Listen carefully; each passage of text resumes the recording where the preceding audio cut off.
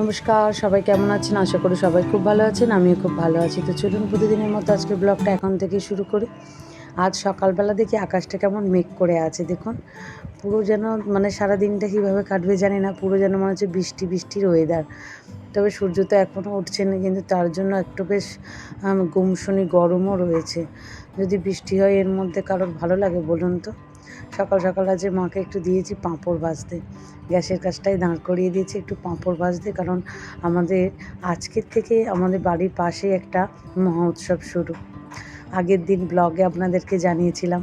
তো সেই মহোৎসবটা এখন প্রায় 3 দিন ধরে হবে। তারপরে আবার আমাদের গ্রামের মহোৎসব শুরু হবে।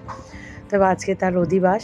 তো এখন কয়েকদিন ভরে আমাদের বাড়িতে নিরামিষ চলবে। আজকের দিনটা জাস্ট একটু চিকেন ফিকেন খেয়ে নেব, কিন্তু কাল থেকে একদম নিরামিষ চলবে। যাই হোক চলুন, আজকে একটু রাইস বানাবো ঠিক করেছি, আর একটু চিকেন বানাবো।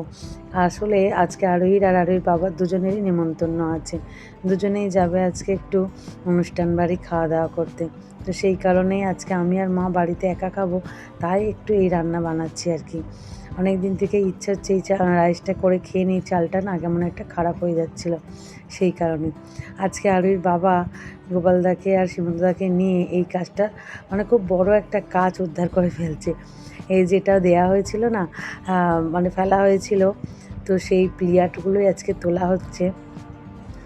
আর এবারে গিনচরটা লাগানো হবে। এতই রোদ্দুরে বাতাস আসছে এবারে, তা আমাদের বাড়িতে আর একদমই টেকা যাচ্ছে না। সেই কারণে আজকে এই দুটো বসানো হলো, ছুটির দিন ছিল তাই।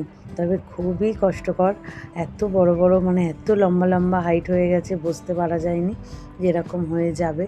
তবে এটা খুব শিগগিরই রেডি করা হবে, কারণ প্রচণ্ড রোদের বাতাস। তো যাই হোক চলুন, মোটামুটি আমার এদিকে চিকেন টিকেন ধোয়া হয়ে গেছে, চালটাও ভিজানো হয়ে গেছে, আর আমি রাইসের জন্য রেডি করছি। তবে আজকে সারাদিনটা যাই যাক না কেন, মনটা একটা আনন্দে আছে যে আর একটা দিন গেলেই দোল, তাই না? আর আমরা দোলের দিন যা আনন্দ করি সে তো বলার মতো নয়। তবে আজ কয়েক বছর আমাদের বাড়িতে চিকেন ছাড়াই দোল হচ্ছে, নিরামিষ আলুর দম দিয়ে।